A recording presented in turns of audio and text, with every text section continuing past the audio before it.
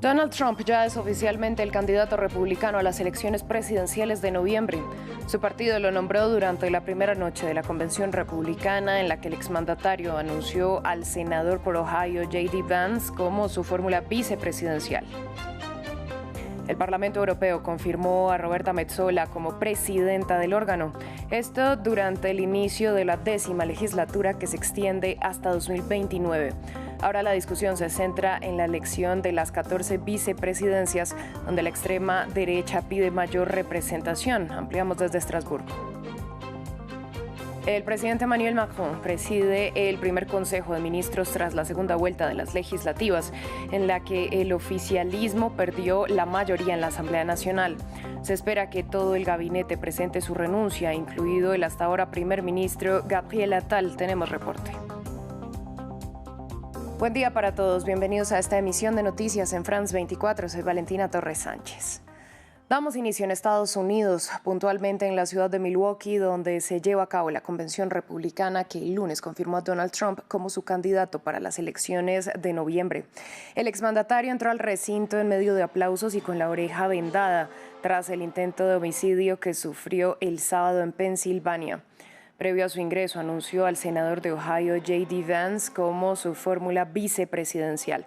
Se trata de un antiguo crítico que ahora podría ser clave para adherir votos al magnate. Veamos más de su recorrido a continuación. El senador por Ohio, James David Vance, de 39 años, es el ungido por Donald Trump para acompañarlo como candidato a vicepresidente en las próximas elecciones de noviembre. El expresidente republicano, nombrado oficialmente candidato presidencial del partido, anunció a JD, como es apodado, a través de la red Truth Social. JD ha tenido una exitosa carrera empresarial en tecnología y finanzas y ahora durante la campaña se centrará especialmente en las personas por las que luchó tan brillantemente, los trabajadores y agricultores estadounidenses de Pensilvania, Michigan, Wisconsin, Ohio, Minnesota y más allá. JD Vance ha sido inversor de riesgo y autor de bestsellers. Su vida ha tenido momentos destacados, desde su participación en la guerra de Irak hasta su transición entre ideologías y religiones, del cristianismo evangélico al catolicismo. Vance se había identificado previamente como un antitrumpista. Llegó a calificar al expresidente como el Hitler estadounidense, pero todas sus críticas al exmandatario fueron eliminadas de las redes sociales. Ahora es uno de los más acérrimos defensores de Trump, especialmente en medio de los procesos judiciales que pesan sobre este. No podemos tener un país donde se llega a enjuiciar a los oponentes políticos en lugar de persuadir a los votantes. Para los ojos de Trump, J.D. Vance representa su electorado de base. Lo que apuesta Donald Trump es tener una fortaleza en su base electoral, y es esa base blanca, norteamericano blanco, que de alguna u otra forma ha visto que los migrantes han desplazado oportunidades laborales. El aspirante a la vicepresidencia pertenece a una familia relativamente pobre de Estados Unidos. El libro autobiográfico de J.D. Vance, Hillbilly, una elegía rural, Memorias de una familia y una cultura en crisis, relata cómo sus abuelos supuestamente perdieron oportunidades por la llegada de inmigrantes. Por lo que además de compartir puntos de vista similares sobre el comercio y el aborto, Donald Trump y James David Vance son partidarios de una línea dura en materia de inmigración. Entre tanto, el presidente Joe Biden lamentó que durante una llamada dijo que se debía poner a Trump en el punto de mira. Esto durante una entrevista que dio al canal NBC y en la que, no obstante, aseguró que su rival republicano ha hecho uso de una retórica inflamatoria. Más en el informe de Rodolfo Somoza. Es hora de poner a Trump en el centro de la diana.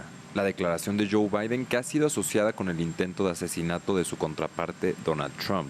Durante una entrevista este lunes, el actual mandatario de Estados Unidos explicó que la expresión se refería a las políticas del expresidente. Hace una semana en una llamada dijo que era hora de poner a Trump en el centro de la diana. Hay cierta controversia sobre el contexto, pero creo que usted entiende que las palabras importan. No dije que se pusiera en el punto de mira, estaba hablando de centrarse en. Mire, la verdad del asunto es que a lo que me refería en ese momento es que hay muy poco enfoque en la agenda de Trump. Durante las últimas 2 semanas, el papel de Biden como candidato a la presidencia ha sido fuertemente cuestionado. Entre las críticas, la incapacidad del mandatario de ejercer su tarea como presidente.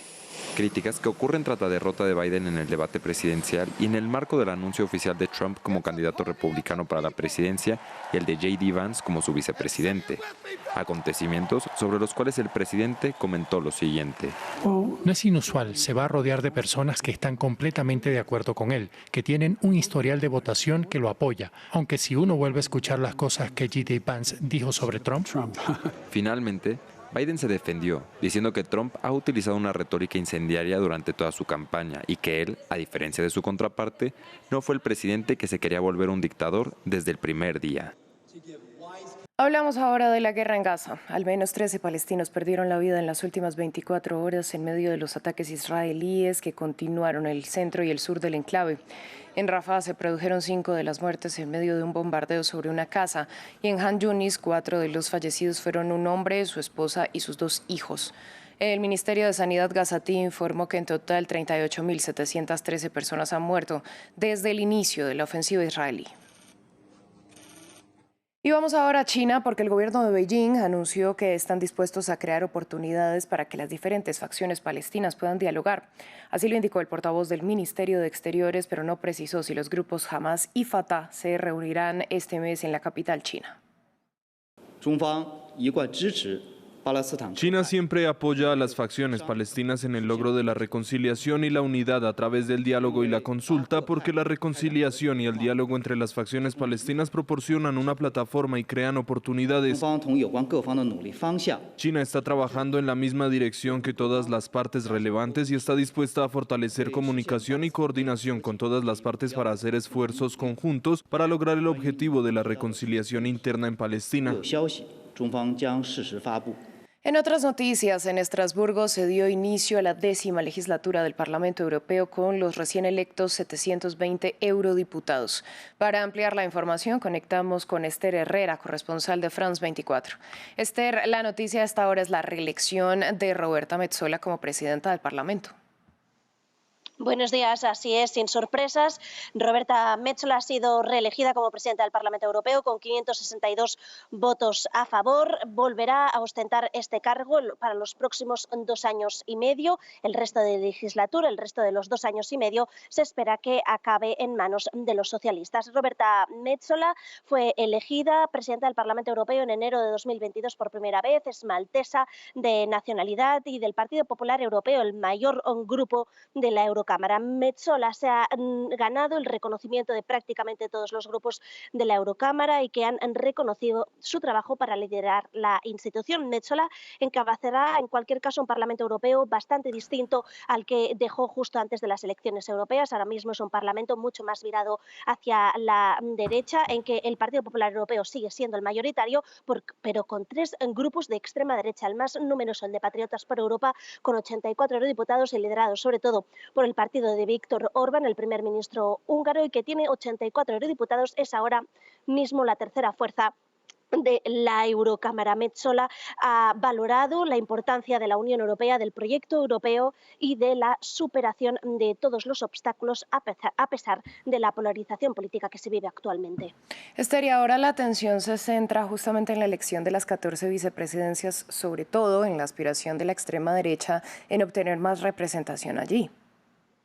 Sí, así es. Más tarde se espera que se pueda hacer esta votación, pero ayer, bien entrada la noche, no se pudo cerrar aún todos los cargos, estas 14 vicepresidencias que comentabas. La extrema derecha, sobre todo del grupo de Giorgia Meloni, en que el más numeroso es los hermanos de Italia, quieren hacerse con una vicepresidencia, pero también reagrupamiento nacional dentro del grupo de Patriotas por Europa, que han puesto como candidato a la vicepresidenta a la vicepresidencia a Fabrice Leggeri, una figura controvertida. Él fue secretario general de Frontex, la organización que vela por las fronteras exteriores de la Unión Europea, pero que fue expulsado de su cargo tras una investigación en que había expulsado a migrantes, aunque habían expulsado a migrantes a las costas, o estos no habían sido rescatados durante su mandato. Se espera que las discusiones Aún no se sabe qué es lo que va a ocurrir. Vamos a ver si se va a producir este cordón sanitario, este bloqueo por parte de los grupos mayoritarios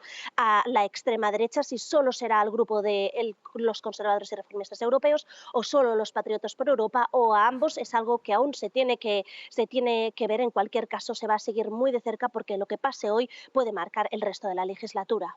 Pues Esther, a usted muchas gracias por esta ampliación. Nosotros vamos a Francia, donde el presidente Emmanuel Macron encabeza el primer Consejo de Ministros luego de las elecciones legislativas en las que el oficialismo perdió la mayoría que tenía en la Asamblea Nacional. Se prevé que todos los ministros, incluido el jefe del gobierno, Gabriel Attal, entreguen su renuncia, mientras la atención se centra en quién podría ser el nuevo primer ministro del país. Erika Olavarría, periodista de France 24, nos amplió desde París.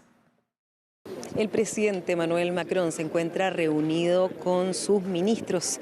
Se presume que es el último gabinete de Gabriel Attal. Hoy Macron debería aceptar la renuncia de su primer ministro y de los otros 17 que han sido electos diputados, ya que en vista de la separación de poderes no es compatible ser un ministro y al mismo tiempo diputado. Y dentro de 2 días comienza a sesionar la Asamblea Nacional, en la que ellos deberán además participar en la elección de su presidente. Mientras tanto, en la izquierda siguen los problemas para encontrar un nombre. Ayer la Francia Insumisa, criticando al Partido Socialista, se retiraba de esas conversaciones y esta mañana los socialistas entregaban otra propuesta de nombre, la de Laurence Toubiana, economista y ecologista, artífice del Acuerdo del Clima de París. Sin embargo, la Francia Insumisa ha rechazado de raíz esa propuesta, la consideran demasiado Macron compatible, ya que Laurence Toubiana, en algún momento su nombre figuró como posible sucesora de Édouard Philippe a la cabeza del gobierno